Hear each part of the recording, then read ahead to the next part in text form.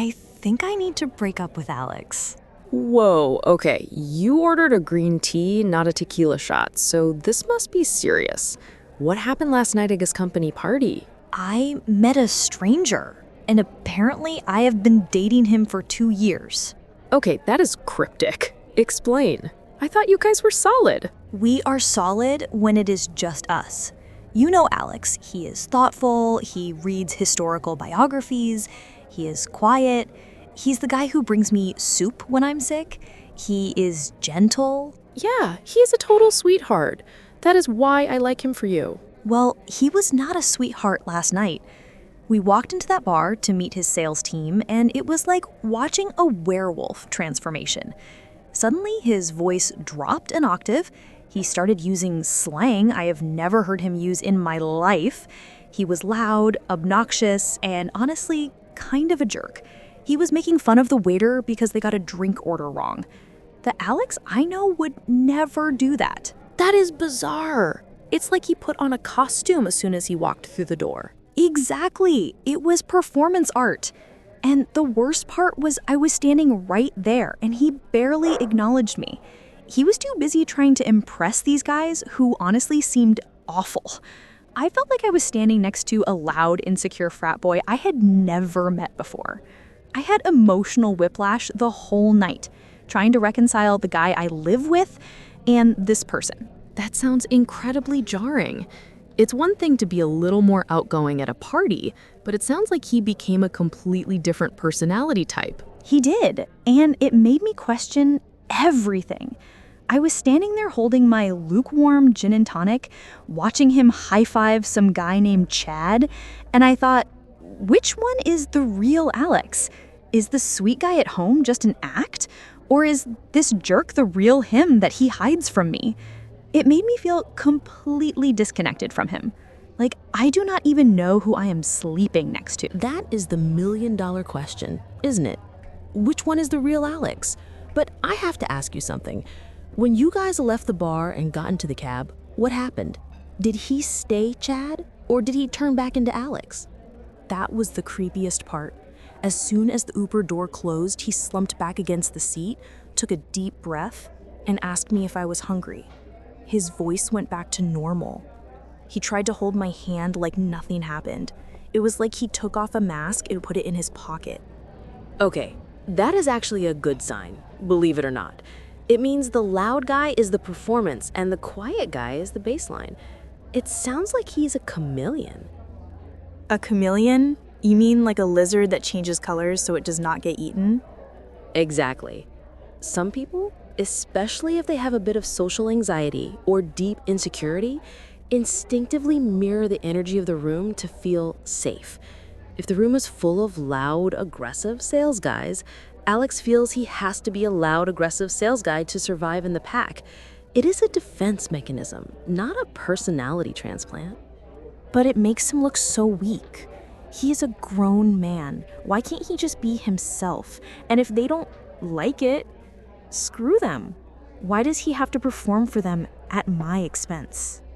Because the need to belong is primal. It is evolutionary. If the tribe rejects you, you die. Even if the tribe is just a bunch of guys named Chad in Patagonia vests, Alex is probably terrified that if he showed them his real, sensitive self, they would eat him alive. So he puts on the armor. So I'm supposed to just accept that my boyfriend is a coward who treats waiters badly just to fit in? That is not exactly a turn on. I am not saying you have to like it. Being rude to a waiter is never okay, regardless of who you're trying to impress. That is a boundary line he crossed. But I think you were seeing his shadow. We all have one. You were seeing the part of him that feels small, so he acts big to compensate. It is just so jarring. I feel like I lose respect for him when I see him desperate for their approval. It changes how I see him sexually, too. It's hard to be attracted to someone who feels like a follower. That is the real issue. It is not about the waiter. It's about the loss of respect. You want a partner who is solid in who he is, no matter where he is. You want integrity. And right now, his personality feels like it's made of water. Yes, exactly. I want him to be solid. If he is different with everyone, how do I know that what we have is real? Maybe he's just mirroring me too. Maybe he's just playing the role of the good boyfriend because that's what he thinks I want. That is a terrifying thought. The idea that you might just be dating a reflection of your own needs. But think about the timeline. He's been the sweet guy for 2 years, right? It's hard to keep up a fake act for 2 years in your own home. The exhaustion would be impossible. I guess. But now I have this seed of doubt. I keep wondering what else is a performance. And I don't know how to bring it up without sounding judgmental. Hey, I met your work friends and I realized I hate your personality. That is a relationship ender. You cannot say that, obviously, but you can't ignore it either. Because if you do, you'll just resent him every time he puts on a suit. You have to address the disconnect, but you have to do it without attacking his character. You have to attack the behavior. So how do I even start that conversation without starting a fight? Hey Alex, I noticed you turn into a monster when you drink with your sales team. That feels like an attack, no matter how gently I say it. It is an attack if you focus on his personality, but if you focus on your experience, it is a revelation. You need to use the concept of integration. Right now, Alex is disintegrated. He has split his personality into work Alex and home Alex, and they are total strangers to each other. Your goal is to introduce them. I do not want to introduce them. I want to fire work Alex. I never want to see that guy again. I get that, but you cannot just delete a part of him. You have to understand it. You need to ask him specifically about the disconnect. Tonight, when you are eating dinner and he is back to his normal, sweet self, you need to say something like, Alex, I felt really lonely at the party last night. Lonely? That is an interesting word choice. I felt angry, not lonely. You felt angry because you were lonely. Think about it. You were in a room full of people standing next to your boyfriend, but the person you love was not there. You were effectively abandoned in the middle of a crowd because he mentally checked out to go perform for the Chad squad. That is actually really accurate. I was standing there holding his arm, but it felt like holding a cardboard cutout. I looked at him and there was nobody home behind his eyes. Exactly. So start there. Tell him, I felt like I lost you last night. I felt like I was standing next to a stranger who didn't care about me or the waiter or anything real. Watch his reaction. If he gets defensive, it means he knows he was faking it and he is ashamed. He is definitely going to get defensive. He will probably say, I was just blowing off steam. You are being too sensitive. That is his go-to move when he feels cornered. And that is where you have to hold the line on values. This is the crucial part. You have to separate the social anxiety from the morals. It is okay to be louder at a party.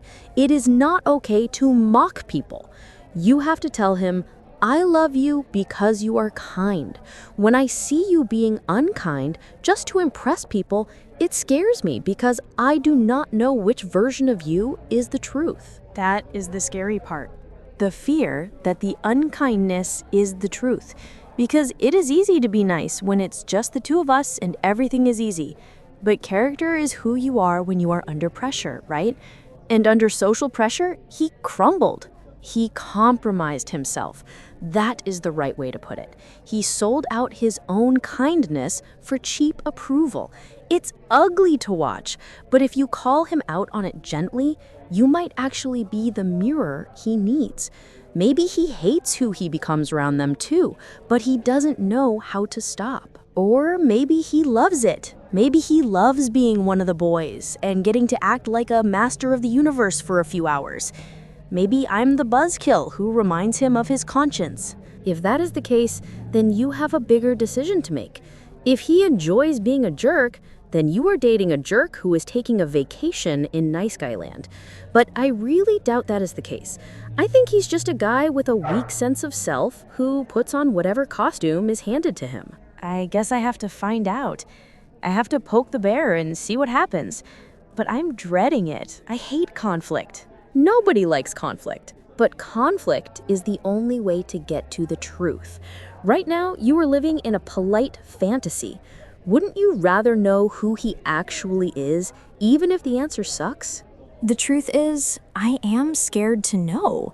Because if this jerk version is the real Alex, then I have wasted 2 years of my life. And if it is just a mask, then I am dating a guy who has no backbone. Neither option is exactly a fairy tale ending. I know it feels like a lose-lose situation right now, but there is a third option. This could be the moment he grows up. Relationships are growing machines. Sometimes we get stuck in a role until our partner holds up a mirror and says, "Hey, this isn't good enough." So I am supposed to be his teacher now? That feels exhausting. I do not want to raise him. I want a partner who is already fully formed. Nobody is fully formed. We are all half-baked cookies trying not to crumble. But there is a concept you need to know about called differentiation. It is a big psychology term, but it basically means the ability to be close to someone without losing yourself. And Alex has zero differentiation? Exactly. In that bar, he had zero. He merged completely with the group. He became the Borg. He absorbed their values, their humor, and their cruelty because he could not stand on his own 2 feet. He borrowed a personality because he didn't trust his own. And what about me? Where was I in that equation? You were undifferentiated too. You stood there and smiled while he was rude to the waiter. You hated it, but you didn't say anything because you didn't want to make it awkward. You merged with him, merging with them. You were all just a big soup of insecurity. Wow. Okay, you did not have to hit me that hard. But you are right. I felt like an accessory. I just stood there, clutching my purse, trying to look supportive, while inside I was screaming. I was complicit. We are always complicit when we stay silent. If you had said right in that moment, "Alex, that is not cool, do not talk to him like that," the whole dynamic would have shattered. It would have been awkward, yes, but it would have forced him to choose the group or choose his integrity. By saying nothing, you let him have both. I guess I was scared that if I spoke up, he would turn on me, that he would humiliate me in front of his cool friends. And that is a valid fear. But that fear tells you something important about the safety of your relationship. If you are afraid your boyfriend will mock you for having manners, then you are not safe, and you need to know that. So the test isn't just about who he is, it is about who we are when things get tough. Precisely. Differentiation is about holding on to your own reality even when the person you love is losing theirs. It is standing there and saying, "I love you, but I will not be part of this." It requires a spine of steel. I need to find my spine then, because I cannot be an accessory again. It made me feel small. So when you talk to him tonight, you are not just criticizing him, you are setting a boundary for yourself. You are saying, "I will not go to events with you if you treat people like trash. Not because I'm trying to control you, but because I respect myself too much to watch it." That changes the energy. It makes it about me and my standards, not just about him being a chameleon. Yes, it takes the pressure off trying to fix him. You are just defining your terms. You're saying, "This is who I am. I am a person who values kindness. Are you that person too?" And then you wait for the answer. It is terrifying though, because there is a very real chance that I draw this line in the sand and he steps over it. What if he tells me I am being controlling and that he needs a girlfriend who can hang with the guys? What if he chooses Chad over me? Then you have your answer. And it will hurt like hell, but it will save you 10 years of misery. Imagine marrying the chameleon. Imagine raising kids with a man who changes his parenting style depending on which neighbor is watching. You cannot build a life on quicksand. God, you are right. I have noticed he does it with his mother too, now that I think about it.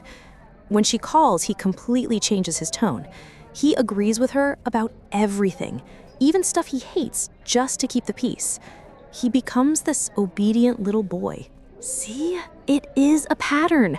It is not just the sales team. It is a chronic lack of self. He is a chronic people pleaser. And people pleasers are dangerous because they will throw you under the bus to avoid a moment of awkwardness with a stranger. They are not loyal to people, they are loyal to comfort. That is the most depressing thing I have ever heard. He is not loyal to me. He is loyal to comfort. That explains why he ignored me at the bar. Making sure Chad liked him was the path of least resistance.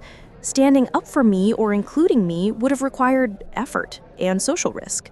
Exactly. He took the easy way out. And you have been making it easy for him by not complaining. You have been colluding with his cowardice. Tonight, you have to stop making it easy.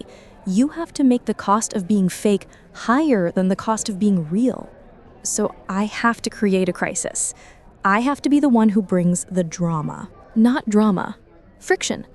You are adding friction to a system that is sliding out of control. Think of it like a speed bump. You are jarring him awake, because right now he is sleepwalking through his life, just trying to make everyone happy, and he is failing the one person who actually matters. I guess I have been afraid that if I am high maintenance, he will leave. I wanted to be the cool, easy girlfriend, but the cool girlfriend is just a doormat with a better outfit. Amen to that. The cool girl is a myth.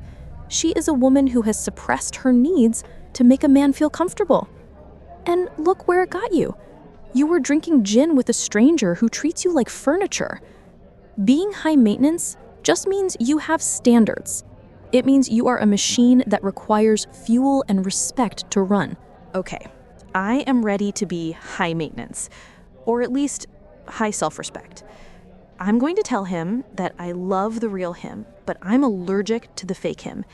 And if the fake him shows up again, I'm leaving the party without him. That is a power move. Leaving the party is the ultimate boundary. It says, I am removing myself from this situation because it is beneath me. You do not have to scream. You do not have to cry. You just call an Uber and go home to your real life. He would be so shocked. He relies on me to be his prop. If the prop walks away, the whole performance falls apart. Exactly. And maybe when the performance falls apart, he will finally have to stand on his own 2 feet. You might be the best thing that ever happened to him just by walking out that door. It is amazing how clarity changes everything. An hour ago, I felt confused and gaslighted, and now I just feel like I have a job to do. It is not going to be fun, but at least I know what the assignment is. That is the power of naming things. Once you call it a performance instead of just him being a jerk, it becomes something you can handle. You are not fighting him, you are fighting the mask. I'm going to go home and I'm going to cook dinner. I am going to make it really nice, and then I am going to tell him exactly what I saw. I'm going to tell him I want the guy who brings me soup, not the guy who bullies waiters. I'm going to ask him to retire the Chad persona permanently. That sounds like an act of love. It really does. You are fighting for the best version of him. Most people would just ghost him or check out. You are giving him a chance to rise to the occasion. And if he doesn't rise, if he defends the mask, then you know that the mask is glued to his face, and you walk away. Not because you hate him, but because you cannot be intimate with a performance. You deserve a real person, even if that person is flawed. At least a flawed real person is actually there. You're right. I want real, even if real is messy. I am done with the shiny, fake exterior. I am proud of you. It takes guts to rock the boat when the water is calm, but the boat was leaking anyway. You're just pointing at the hole. Thanks for the therapy and the pastry. I think I needed the sugar almost as much as the advice. Anytime. Text me tonight. I want to know if the chameleon stays or goes. You will be the first to know. Wish me luck. I am going in. You do not need luck. You have standards. Go get them.